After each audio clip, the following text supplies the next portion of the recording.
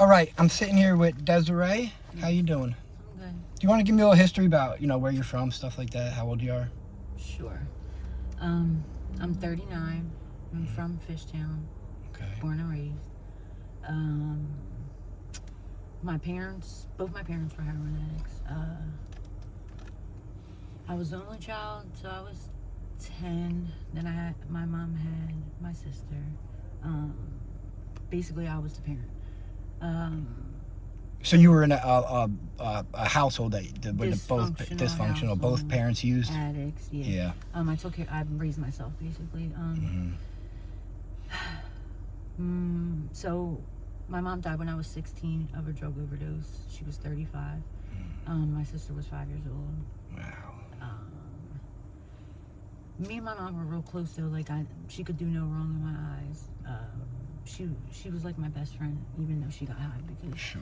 like she got high, but she still was there for me. You know. I feel it was different back then with the regular heroin. Like you're allowed to be, you could be function a little bit. Absolutely, yeah. Yeah. So, my aunt. I moved in with my aunt. After my mom died because I hated my dad. Me and my dad, like my dad would get high, and like I was abused basically. He would beat me. My mom and my dad would get into arguments all the time because she would stick up for me. Yeah. And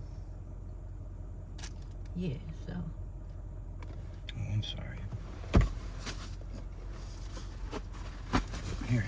I'm sorry about that. Well, actually, it was right before my mom died. I moved in with my aunt, and I wasn't going to school. You know, I was smoking weed every day. That's all I did back then. Just weed? Just weed. Yeah. And then I started taking pills, like now, Xanax. Was your mom still alive when you started the Percocets, like the harder drugs, No. or is that something that happened after she passed? Okay. Yeah. I moved in my aunt. I wound up getting put away for not going to school. You study center? Slayton Farms. Oh, okay. And that's where I found out that when my mom overdosed. She called me like... Oh, you were away when it happened? Yeah. Oh, wow. She called me like a week before Christmas, and like she was in tears, crying to me over the phone, like just apologizing to me about everything she put me through and this and that. And like I said, she didn't do no wrong in my eyes. Like I blame my dad. Yeah. For everything. So I'm like, it's okay, Mom, stop crying, whatever. And January 8th, 2001 is when she died. She had my little sister. They were in like a house, like place she would go to get help with housing in Center City. Okay. And yeah, they left her on the floor for over an hour, passed out with my 5-year-old sister there. Oh man. Without calling an ambulance or anything. They could have saved her. Yeah, that's horrible. Yeah, her dad, my grandpa, that's when I started fucking up, like doing oxys and stuff like that. And just acting out. Yeah. Yeah. And you were 16 when she passed you? Yeah, that's a tough age, man. Yeah, I was 15, about to be 16. Wow. Yeah, like I didn't know what to do. You know, I didn't care anymore. Yeah. And yeah, so my pop had a lawsuit against the place, and he made me the executor. He didn't know that I was taking oxys or whatever. I was still, you know, I wasn't wilding, like tricking or anything like that. And then, but I started sniffing dope. Okay. Now, did you had a Percocet habit first? Yeah, I had an 80 habit. Okay, 80. Oh, yeah. Oxy We're about the same age, so that it all lines up perfect. So, yeah, I was the executor of the lawsuit. Lawsuit, yeah. And I wind up letting it go.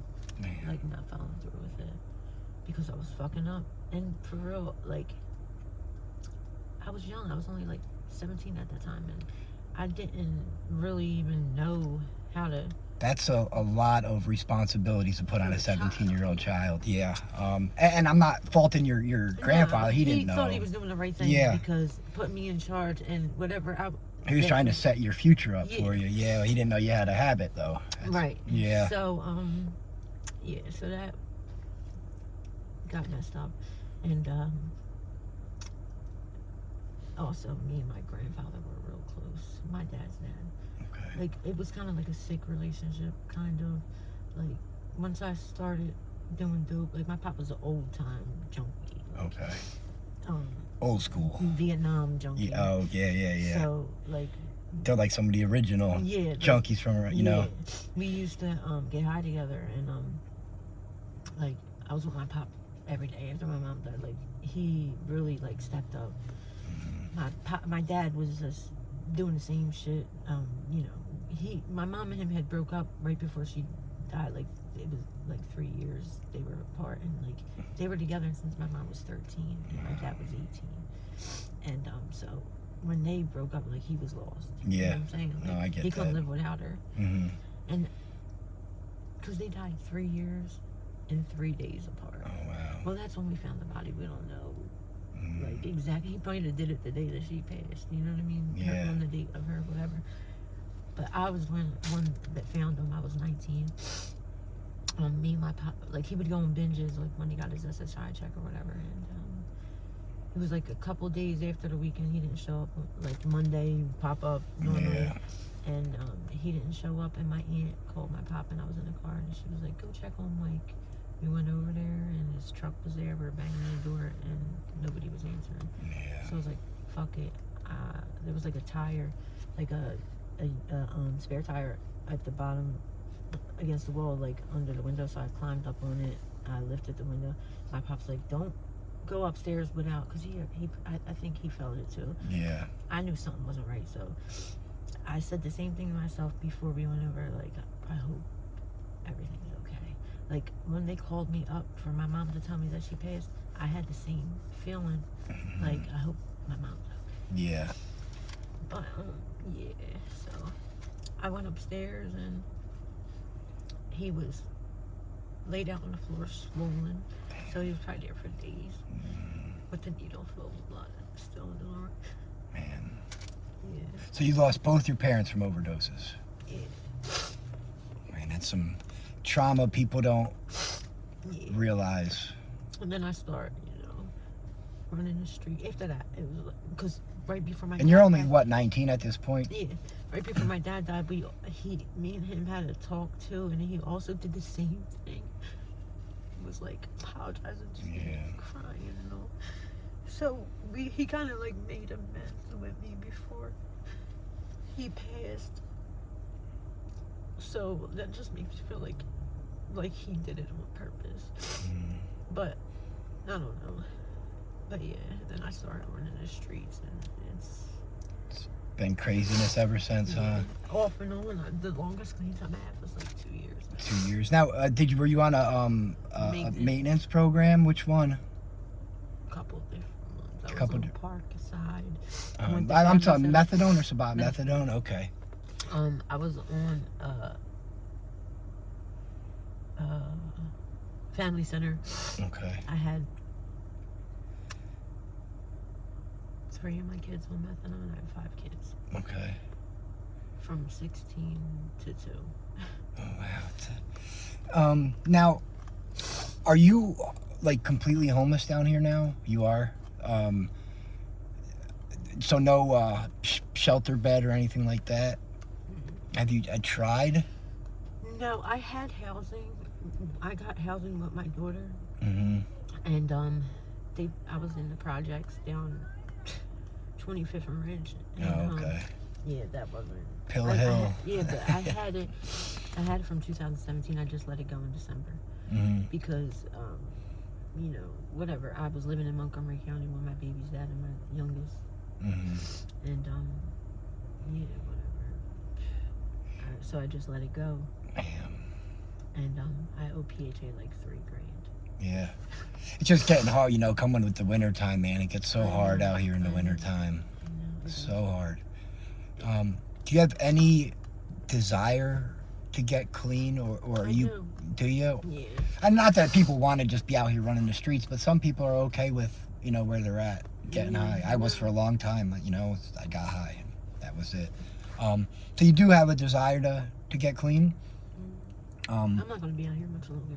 All right, that's good. I especially with these new drugs, it doesn't even seem like you guys have fun on them. It's not. It's a. Like you do them, you fall asleep, you wake up, and you're sick. Yeah. And I talk to the girls. Some of the girls are like, I have to trick every 3 hours, every 4 hours, just to maintain, not even to like get high and enjoy it. Nope. It's like she's like the last girl, Samantha I talked to. She's like, I gotta get in the car. Who, Neil? I don't know. Short. She has short hair. Got shaven by that one dude. Oh God.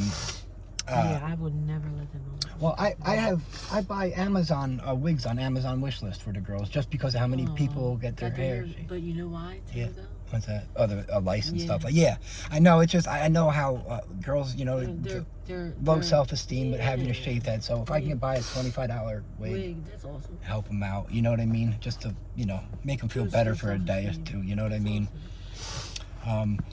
So do you know where to reach out when you're ready for help? The Rock. Oh yeah. The PAD program. Okay, so you know what to do. Yeah. Do you have any sober support system you can use if you choose to get high, or is that something you'll have to like start all over with? Yeah, pretty much. All right. Yeah, listen, I told you before we started this, I ran these streets getting high forever, man. I got lucky and I left like as fentanyl was starting here, April 2016. I just got lucky, and the only reason I got sober is because they took me to a recovery house in Bucks County. Right. I just left the whole city. I was at Liberté. Yeah. I live 3 minutes from there. That's like my backyard. Yeah. It's a good program. Yeah. One of the girls I've interviewed, I helped get her into a rehab, and she's up at Liberté right now. She's about to graduate next week from it. Awesome. 8 months sober. So. Oh, she stayed there 8 months? Well, no. So her sore was bad. I'll show you when we stop this how bad it was. So she was in Jefferson for like 6 or 7 weeks, and then she went to Valley Forge, and then she's at Liberté. Okay. But yeah, because there's only 2 places that take the sores right now. What is that? People, Eagleville and Valley Forge. They're medical. Yeah, and Kensington Hospital just started a wing for it too. Do you deal with the sores? No. No, you're lucky. I had 2 that was like right here, but yeah. they're gone. They never got bad. Okay. Because I didn't shoot in them, and I kept it wrapped. Mm-hmm. You're lucky though, because I mean, I would say about 80% of the people down here suffer with it. The gentleman I just interviewed here, I mean, I'm not trying to embarrass him. He smells like a dead body. I know. I mean, it makes me so sad. The guy, and they're losing limbs and everything. Yeah. People that Tori, the one that lost her arm. I think so. She has the big thing on her leg. Oh yeah, I've heard about her. Yeah. She's still out here too, isn't she? She let it go for 2 years, and to the point to where it got into the bone and the bone broke, and it was hanging on just by skin, just a piece of skin. Now people hear that watching these videos are like, how can someone do that to themselves? And she was scared. Yeah. Yeah, I mean, addiction's crazy, and yeah, I couldn't do it. So let me ask you a real quick question. Do you enjoy the trank high? I do. You do? Okay. I appreciate you being honest with me about that. I get some people that say they hate it, and I got other people like, man, I can't get enough of the, I do. Mm-hmm. Just because I can escape, you know what I mean? Like, I don't have to deal. So you just like that heavy nod, no thinking, just in la la land. I get it, man. I used to be that way too. So do you like this stuff better than the original heroin? I mean, no, I love the original. Yeah. I mean, selfishly, when I talk about it, I'm glad it's not around anymore. I know. Because I won't touch this stuff that you guys are doing. That's good. But yeah, it just seems like you could at least have like a function in life on the original. I didn't start coming out here until I picked up crack. Mm-hmm. Well, are you noticing the crack is cut with fentanyl and track now too? Because they want you to need it. Yeah. Yeah, I mean, girl I interviewed just had to get Narcan, and she does not do dope. Right. Ever. Like, she just smokes crack. Did you interview her? No, I think I'm doing her next, I think. Yeah, she's... All right. Well, she's... We'll find out. She's a good person. All right. But she's just, like, you know, the powder even is making people lose their mind. Oh, I got a girl who had a seizure and was running into traffic, like... I'm telling you. I used to go crazy from shooting powder too. I used to get a little crazy. But this looks like a whole different. This is not powder though. This is bath salts and whatever else they're putting in it. Like, people are literally losing their minds. Yeah. Like, no coming back from it. Yeah. No. I was almost in tears watching that girl on Kensington Ave rolling around in the traffic. We had to like drag her out off of Kensington Ave. It's like. That's someone's daughter. Yep, like, and when they're not high, they're still fucked up. Yeah. Like, they're still talking crazy. I see a lot of people talking to themselves down here a lot. It's mental illness is a really serious thing down here. Yeah. And if you have that and you're doing that, it's gonna get worse. It's gonna get worse. Yeah. Like, real bad. Yeah. Especially if you're self-medicating with the drugs. It's just gonna. You're messed up before. You're really gonna be messed up after that. Especially with these drugs. Yeah, that's what I'm saying. Especially. All right. Well, listen. I really appreciate you taking the time to do this. If you see my car, wave me down. I always have stuff in the back. I'll see if you need anything before you go. But and if I can see you, can we do like a follow-up if I see you again in a month or so like that? Absolutely. All right, Desiree. Thanks again for doing this.